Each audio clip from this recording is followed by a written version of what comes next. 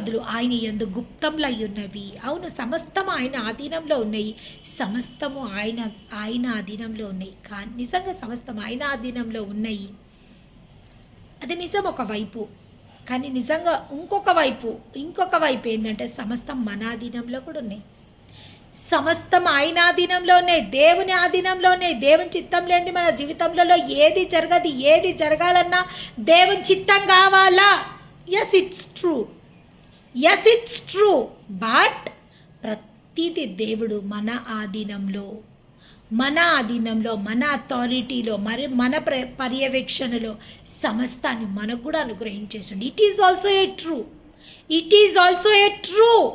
ఎందుకంటే ఆయన ఏమంటుండంటే, నేను చేయు కార్యములు మీరు చెయ్యదరు, అంతకన్నా గొప్ప కార్యములు మీరు చేసేదరు.